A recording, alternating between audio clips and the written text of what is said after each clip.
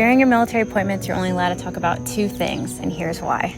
So if you don't know me, I'm War Hamster. I was an Air Force medic for 4 years, active duty, and I've honorably discharged. And I originally started making content because I wanted to help people see that that there were people that cared. Not saying that there's people that don't, but there's very good reasons why a lot of the military is upset with medical. And one of those reasons I'm going to talk about and nobody else is going to say because we are not allowed to tell you. And that is, we can only take care of 2 conditions per appointment.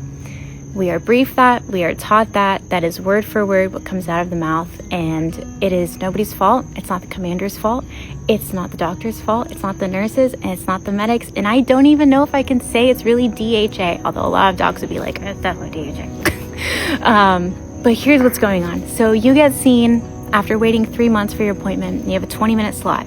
Doctors take care of, let's just say, 1,200 patients in their workload. They have to see at least 20 a day. That's a lot of people. You get pulled back, the medic screens you for 5 to 10 minutes, does your vitals, does all your questions, blah, blah, blah. They pass it off to the doctor. They brief the doctor.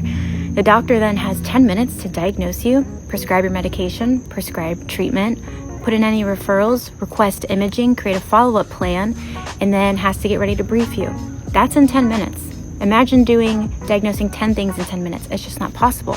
So we say, what are your top 2 you'd like to get taken care of today? Well, I have multiple things. It took me forever to get an appointment. You know this, I know this, we know this. This is just what has to happen, right? So the doc comes in super quick, says this is your stuff. You feel kind of like, what the heck? I didn't really get to talk to them. They don't care. And now I have to go to the front desk and schedule for my other 4 things, only 2 of them at the front desk, which will be in another 3 months. It's one of the reasons why medical has a bad reputation, and it's nobody's fault. The doctors are overwhelmed and they can't say that, or they do say that, and there's nothing that can really be done about it.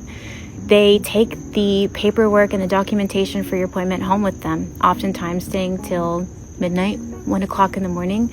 If they want to be good to their family and actually be involved and not work and do medical documentation the whole time, then they're going to put off some documentation and save it for the next day. And then it compounds and it compounds and it compounds. But I wanted to just come on here and I wanted to be honest, because I don't want you to go to your appointment and be like, why do they only take 2 conditions? Don't they care? Everybody cares.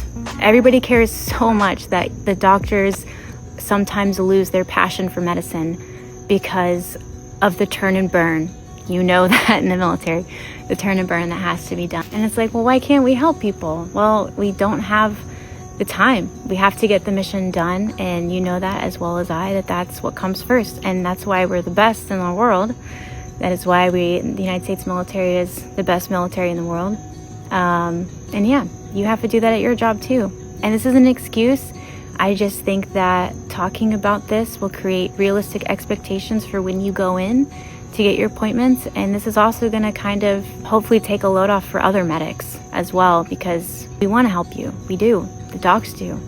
We all care about you. We seriously, seriously do. And the burnout is insane.